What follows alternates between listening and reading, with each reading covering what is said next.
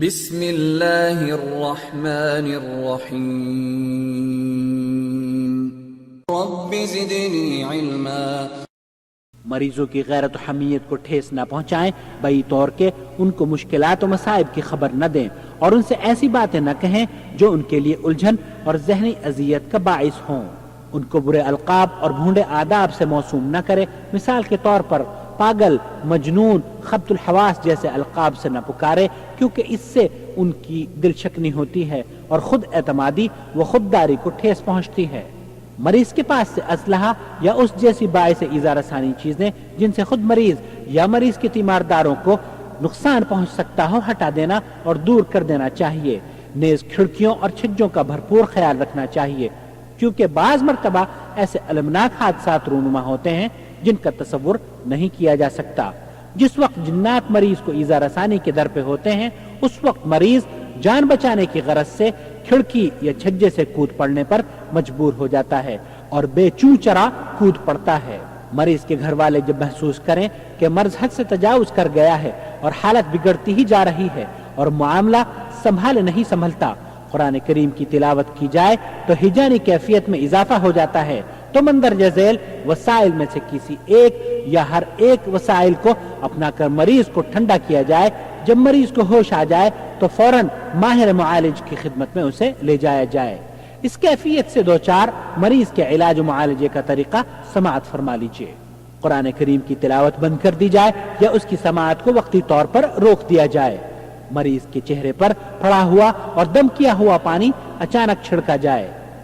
اذان دی جائے، کیونکہ نبی کریم صلی اللہ علیہ وسلم کا ارشاد ہے، جب اذان ہوتی ہے تو شیطان ہوا خارج کرتے ہوئے پیٹھ پھیر کر اتنی دور بھاگ نکلتا ہے جہاں اذان کی آواز سنائی نہ دے۔ جب مؤذن اذان دے چکتا ہے تو واپس آ جاتا ہے، پھر جب اقامت کہی جاتی ہے تو پھر بھاگ جاتا ہے اور اقامت ختم ہوتے ہی واپس آ جاتا ہے۔ پھر انسان کو نماز کی حالت میں ایسی ایسی باتیں یاد دلاتا ہے جو اس کے گوشہ دماغ سے محو ہو چکی ہوتی ہیں، چنانچہ انسان ان میں ایسا مصروف اور منہمک ہو جاتا ہے کہ اس کو یہ بھی یاد نہیں رہتا کہ اس نے کتنی رکعت نماز ادا کی ہے۔ رواہ البخاری۔ مریضوں کے لیے اپنے تجربات کی روشنی میں چند مفید نصیحتیں۔ نمبر 1، مریضوں کو چاہیے کہ وہ اپنے عقیدے میں قوت رسوخ، صحت و درستگی پیدا کریں، بدعت و خرافات، بے راہ روی اور گمراہی سے بھرپور اجتناب کریں۔ نمبر 2، اللہ تعالیٰ کی ذات پر توکل اور بھرپور اعتماد ان کا طرہ امتیاز ہو اور اس کا اظہار ان کے قلب و زبان، اعضاء و جوارح سے ہوتا ہوا نظر آئے، تو پھر ان کے حق میں اللہ کی نصرت و مدد ضرور اترے گی اور وہ اس سے محفوظ ہوتے ہوئے انشاءاللہ تعالی نہیں رہیں گے۔ ارشاد ربانی ہے، وَمَن يَتَوَكَّلْ عَلَى اللَّهِ فَهُوَ حَسْبُهُ، جو اللہ پر توکل کرتا ہے تو اس کے لیے اللہ کافی ہے۔ نمبر 3، عبادات میں درستگی اور پائیداری مریض کا شیوا ہو۔ یہاں عبادات سے سارے عبادات مراد ہیں، نماز، روزہ، دعا، نذر و نیاز وغیرہ وغیرہ۔ یہ تمام کی تمام عبادات کتاب و سنت کے مطابق اور اسی کے نہج پر ہو۔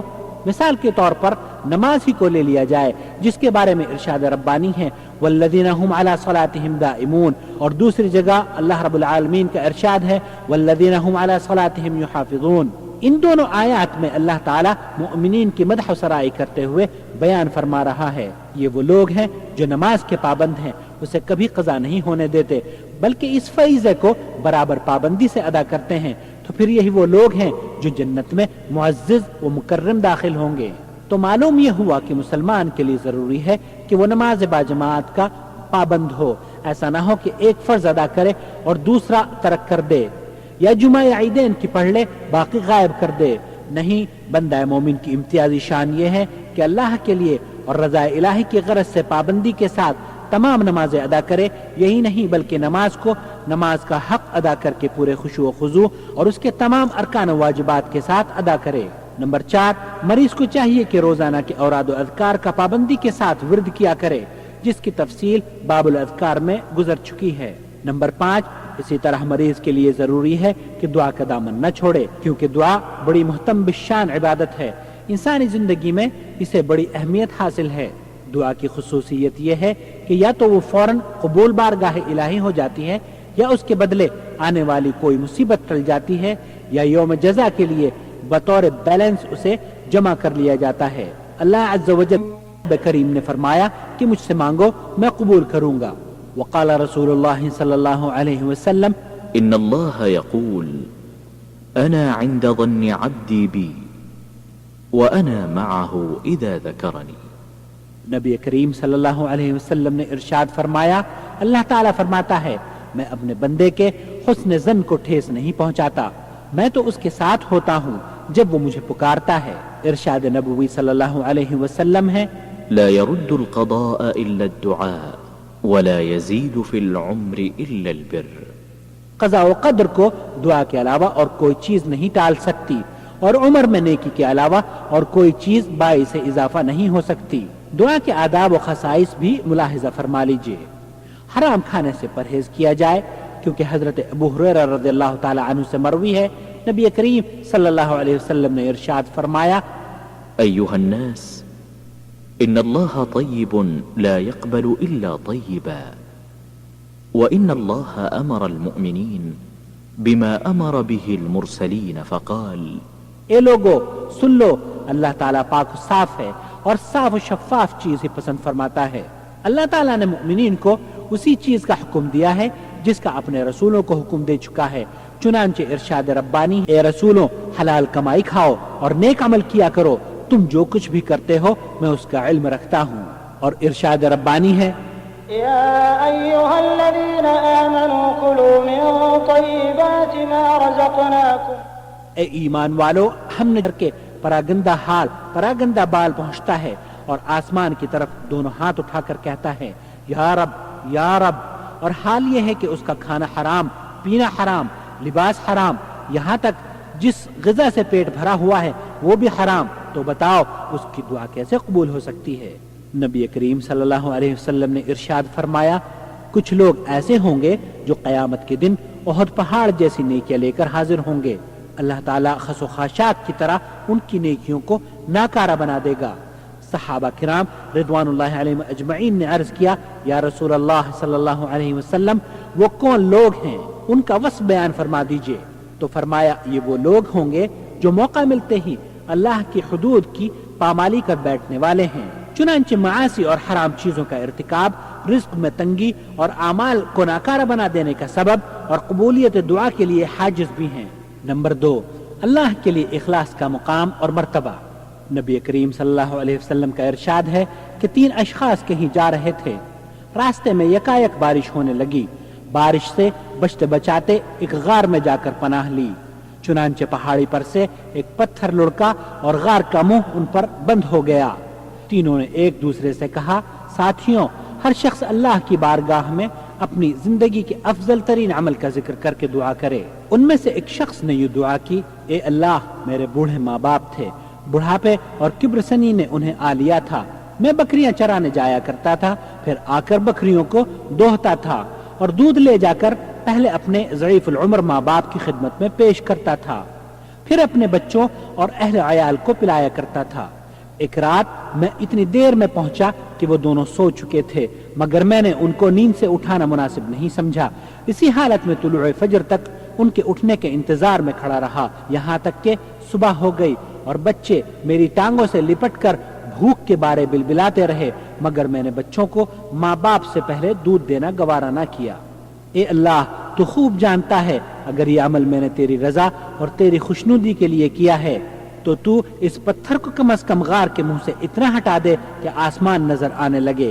چنانچہ وہ چٹان اتنی کھسک گئی کہ آسمان نظر آنے لگا. دوسرے شخص نے دعا کے لیے اپنا ہاتھ اٹھایا اور یوں بولا اے اللہ تجھے خوب علم ہے کہ میں اپنی چچا زاد بہن سے بہت پیار کیا کرتا تھا، اتنا پیار کہ کوئی اپنی عورت سے بھی کیا کرے گا.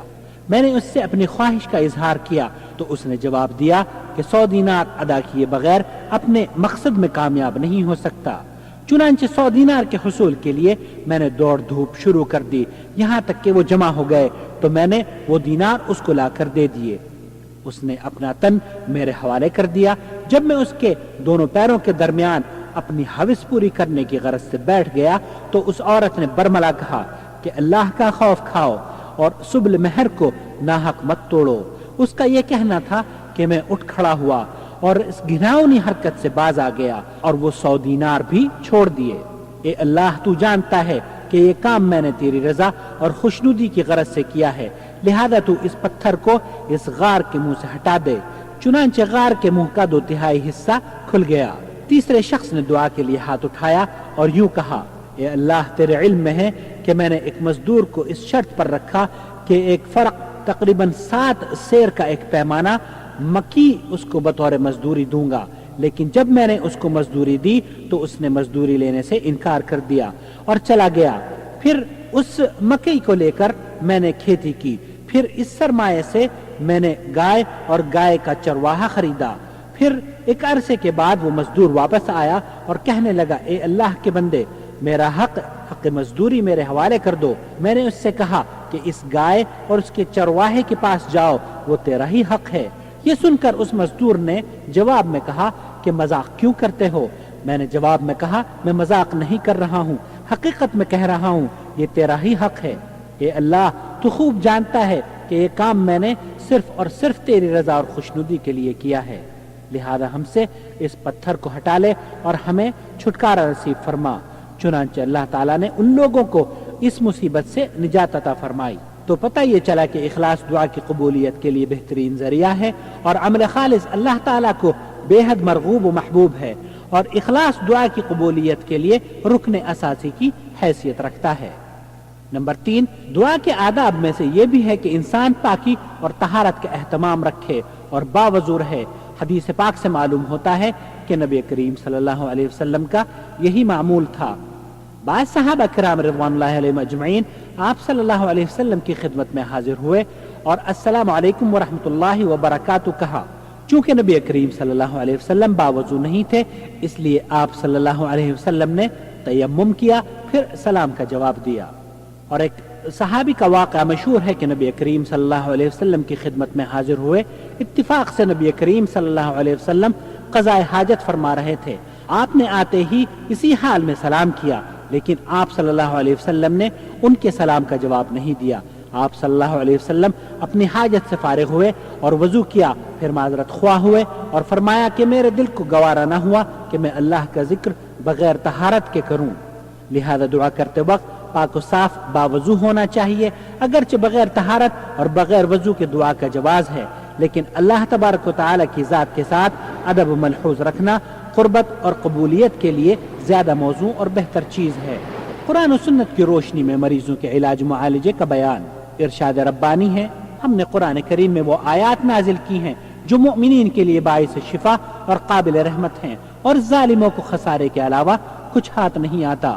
ارشاد ربانی ہے، قل هو للذین آمنوا، دعاؤں کا ثبوت بھی ملتا ہے اللہ کے فضل و کرم سے علاج و معالجے کے لیے نہایت ہی آزمودہ اور امراض خبیثہ کے لیے قابل شفا ہیں، جن کا ذکر باب الاذکار میں گزر چکا ہے۔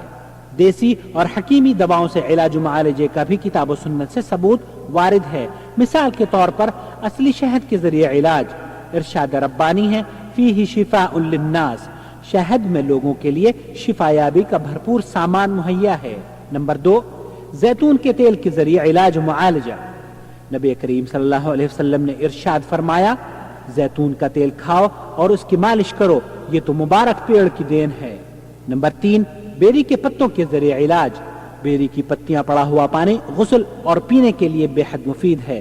مزید تفصیل کے لیے سماحت الشیخ عبدالعزیز بن باز رحمۃ اللہ علیہ کا حکم السحر والکہانہ نامی کتاب کا ملاحظہ فرما لیجیے۔ نمبر 4، زمزم کا پانی علاج و معالجے کے لیے بے حد مفید اور آزمودہ ہے۔ حضرت جابر ابن عبداللہ رضی اللہ تعالی عنہ سے مروی ہے، فرماتے ہیں کہ میں نے رسول اللہ صلی اللہ علیہ وسلم کو فرماتے ہوئے سنا، ماء زمزم لما شرب له، کہ ماء زمزم ہر اس جائز مقصد کے لیے ہے جس کے لیے پیا جائے۔ دیسی دواؤں کے ذریعے علاج و معالجہ۔ دیسی دواؤں کا جواز ہے، لیکن یہ دوائیں ان لوگوں سے کروائی جائیں جن کو اس میدان میں بھرپور واقفیت اور پورا تجربہ حاصل ہو۔ وہ ایسے حاذق حکیم ہوں جو اپنے تجربات اور علم کے ذریعے فن و حکمت میں دسترس اور مہارت تامہ رکھتے ہوں، اور جڑی بوٹی کے ذریعے علاج و معالجے کے اہل ہوں۔ انگریزی دواؤں کا استعمال اور ان کے ذریعے علاج و معالجے کا حکم۔ انگریزی دواؤں کی قوت تاثیر کا انکار ایک جاہل انسان ہی کر سکتا ہے۔ میری رائے یہ ہے کہ مریض کو چاہیے کہ کہ مرض لاحق ہوتے ہی اور مرض میں مبتلا ہونے کے آثار نمایاں ہوتے ہی ڈاکٹر سے رجوع کرے۔ اگر ڈاکٹر جواب دے دیں اور معاملہ ان کی تشخیص سے باہر ہو، ایسی صورت میں جس قسم کا علاج مناسب اور میسر ہو اسے اختیار کریں۔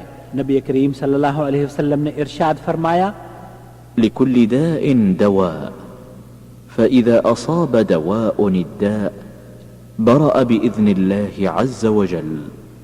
ہر مرض کی دوا ہے، اگر مرض کی تشخیص کے اعتبار سے دوا مل جائے تو انشاءاللہ تعالی اللہ عز و جل کی ذات سے امید ہے شفا مل کر رہے گی۔ رواہ مسلم۔ جادوگروں، شعبدہ بازوں، کاہنوں اور ان کے پاس فریادیں لے کر آنے والوں سے دو ٹوک اور صاف صاف باتیں، جیسا کہ مشاہدہ اور روزمرہ کے واقعات بتا رہے ہیں کہ یہ پرفتن دور جادوگروں اور شعبدہ بازوں کی آماج گاہ بنا ہوا ہے، جنہوں نے جھوٹ، فریب، عیاری، مکاری، دھوکہ بازی اور جعلسازی، لوگوں کو نقصان پہنچانا اپنا طرہ امتیاز بنا رکھا ہے۔ بیچارے سیدھے سادھے لوگوں کو اپنے دام میں پھانسنا اپنا پیشہ بنا رکھا ہے۔ لوگوں کی سادہ لوحی سے بیجا فائدہ اٹھانا ان کی عادت بن چکی ہے، العیاذ باللہ۔ حسد اور خاندانی بغض و عداوت نے ان کو اندھا بنا رکھا ہے۔ یہی وجہ ہے کہ انہوں نے اپنی اغراض رذیلہ اور ایسے مطالب فاسدہ اور بیجا بھڑاس پوری کرنے کی غرض سے شیاطین سرکش اور جناتوں کو اپنے قبضے میں کرنا شروع کر دیا ہے۔ اس میں کوئی شک و شبہ نہیں، اسلام اور مسلمانوں کے لیے بڑی خطرناک چیز ہے اور پہم خطرات کا پیش خیمہ ہے، کیونکہ شیطان کو اپنی خدمت کے لیے مسخر کرنا غیر اللہ سے بذات خود تعلق پیدا کرنے کا سبب ہے، اور غیر اللہ سے تعلق مسلمانوں کے لیے بے حد ضرر رضا اور ایمان کو تلف کر دینے کا ذریعہ ہے، اور دین اسلام کے عظیم ترین نقصانات کا سبب تعلیمات دینیہ اور عقائد اسلامیہ کے خزانے میں نقب زنی کے مترادف ہے۔ اس کی وجہ سے رعایا پر بڑا برا اثر مرتب ہوتا نظر آ رہا ہے۔ ان اوصاف رذیلہ کی لپیٹ میں سب سے پہلے شعبدہ باز اور کاہن اور ان کے پاس فریاد لے کر آنے والے آتے ہیں اور اپنا دین و ایمان گنوا بیٹھتے ہیں۔ نبی کریم صلی اللہ علیہ وسلم کا ارشاد ہے، من أتى عرافا فسأله عن شيء لم يقبل له صلاة 40 يوما۔ جو شخص نجومی یا جوتشی کے پاس اپنی فریاد لے کر آیا اور اس سے فریاد رسی کی، 40 دن تک اللہ تعالیٰ اس کی نماز قبول نہیں فرماتا۔ حضرت ابو ہریرہ رضی اللہ تعالیٰ عنہ سے مروی ہے کہ نبی کریم صلی اللہ علیہ وسلم نے ارشاد فرمایا، من أتى كاهنا فصدقه بما يقول فقد كفر بما أنزل على محمد صلی اللہ علیہ وسلم۔ جو شخص کسی کاہن کے پاس فریاد لے کر آئے اور جو کچھ وہ بتائے اس کی تصدیق کرے تو اس نے محمد صلی اللہ علیہ وسلم جو لے کر آئے اس کا انکار کیا۔ امام حاکم رحمۃ اللہ علیہ نے ان الفاظ کے ذریعے اس حدیث کو صحیح قرار دیا ہے کہ جو شخص کسی نجومی یا کاہن کے پاس فریاد لے کر آیا اور اس نے جو کچھ کہا اس کی تصدیق کی تو اس نے رسالت محمد صلی اللہ علیہ وسلم کا انکار کیا۔ حضرت عمران بن حسین رضی اللہ تعالی عنہ سے مروی ہے، فرماتے ہیں کہ رسول اللہ صلی اللہ علیہ وسلم نے ارشاد فرمایا، ليس منا من تطير أو تطير له أو تكهن أو تكهن له أو سحر أو سحر له، ومن أتى كاهنا فصدقه بما يقول فقد كفر بما أنزل على محمد صلی اللہ علیہ وسلم۔ جو شخص شگون سے بدشگون کروائے، کہانت کرے یا کروائے، جادو کرے یا کروائے، وہ ہم میں سے نہیں۔ اور جو شخص کسی کاہن کے پاس فریاد رسی کی غرض سے گیا اور اس کے قول کی تصدیق کی تو اس نے محمد صلی اللہ علیہ وسلم پر جو کچھ نازل ہوا اس کا انکار کیا، گویا کہ ملت اسلامیہ سے نکل گیا۔ تو پتہ یہ چلا کہ ان کاہنوں، نجومیوں، جوتشیوں اور جادوگروں، شعبدہ بازوں کے پاس جانا اور ان کے سامنے اپنی فریادیں پیش کرنا بڑے عظیم گناہ کا باعث ہے۔ اس کے بارے میں بڑی شدید وعیدیں آئی ہیں۔ یہ تو اوصاف رذیلہ ہیں جن کے بارے میں سختی سے منع کیا گیا ہے۔ ایک بار نہیں بلکہ اس سلسلے میں بار بار تنبیہ کی گئی ہے۔ اس کے باوجود ان لوگوں کے پاس جانا اور ان سے فریادیں کرنا کتنی شرم اور بے حیائی کی بات ہے کہ انسان کفر کا مرتکب قرار پائے۔ اگر ان لوگوں کی ذاتی زندگی پر نظر ڈالی جائے تو پتہ چلتا ہے کہ یہ لوگ ذاتی طور پر نہایت ہی جھوٹے، فحش گو، فاسق، فاجر ہوا کرتے ہیں۔ جو فائدے اور نقصان پہنچانے کی ہرگز ادنا سی بھی صلاحیت نہیں رکھتے۔ یہ تو بدعقیدہ بدکردار لوگوں کا وہ ٹولہ ہے جس کے پاس بھٹکنا اپنی عزت و ناموس میں بٹا لگانے کے مترادف ہے۔ یہ تو ایسے لوگ ہوتے ہیں کہ جن کے پاس بیٹھنا ایک مومن کی شایان شان نہیں، چہ جائے کہ ان کے پاس فریاد لے کر جایا جائے۔ یہ تو وہ لوگ ہیں جن کے کسی قول کی نہ تو تصدیق کی جائے اور نہ ہی ان کے پاس آیا جائے۔ ایسے لوگوں کی سزا نبی کریم صلی اللہ علیہ وسلم کے اس قول کے علاوہ اور کیا ہو سکتی ہے؟ اللہ کے رسول صلی اللہ علیہ وسلم نے ارشاد فرمایا، حد الساحر ضربہ بالسیف، جادوگروں کی سزا تلوار سے ان کی گردن اڑانے کے علاوہ اور کچھ نہیں۔ ارشاد ربانی ہے، وہ دونوں فرشتے کسی کو اس وقت تک جادو نہیں سکھاتے تھے جب تک یہ نہ کہہ دیں کہ ہم تو ایک آزمائش سے دوچار ہیں، تم کفر نہ کرو۔ پھر لوگ ان سے وہ سیکھتے تھے جن سے خاوند بیوی میں جدائی ڈال دیں، دراصل وہ بغیر اللہ کی مرضی کے کسی کو کوئی نقصان نہیں پہنچا سکتے۔ یہ لوگ تو وہ سیکھتے ہیں جو انہیں نقصان ہی پہنچائے، نفع سے اس کا کوئی سروکار نہ ہو۔ وہ لوگ پورے طور پر اس کا علم رکھتے ہیں کہ اس کو حاصل کرنے والے کا آخرت میں کوئی حصہ نہیں، اور وہ بدترین چیز ہے جس کے بدلے میں اپنے آپ کو فروخت کر رہے ہیں۔ کاش کہ ان کے اندر سمجھ بوجھ ہوتی۔ اہل علم کا اتفاق ہے کہ مذکورہ آیت کریمہ جادوگروں کے کفر کی بین دلیل ہے، لہذا جادو سیکھنا اور جادوگروں کے پاس فریاد لے کر جانا اور ان سے استعانت کرنا بے سود اور بے فائدہ ہے۔ کیا اللہ سے زیادہ کوئی راست گو اور سچا ہے؟ لہذا ان لوگوں سے میری مخلصانہ گزارش ہے جو جادوگروں کے پاس جاتے ہیں اور ان کی باتوں پر اعتماد کرتے ہیں اور مدد طلب کرتے ہیں کہ اللہ کا خوف کھائیں اور اپنے رب ذوالجلال کا پاس و لحاظ کریں اور اس گھناؤنی اور شر انگیز حرکت سے باز آ جائیں۔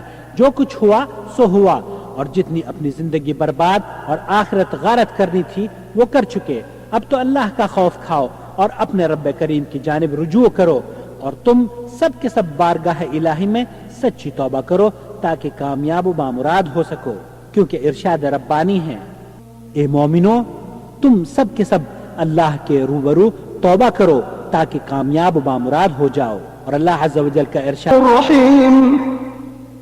اے نبی صلی اللہ علیہ وسلم آپ فرما دیجئے، اے میرے بندو جنہوں نے اپنے اوپر ظلم و زیادتی کا ارتکاب کیا ہے، اللہ کی رحمت سے مایوسی کا شکار نہ ہو۔ اللہ تعالی تمام کے تمام گناہوں کو معاف فرما دے گا، وہ تو غفور الرحیم ہے۔ اور اللہ عز و جل ارشاد فرماتا ہے، اے ایمان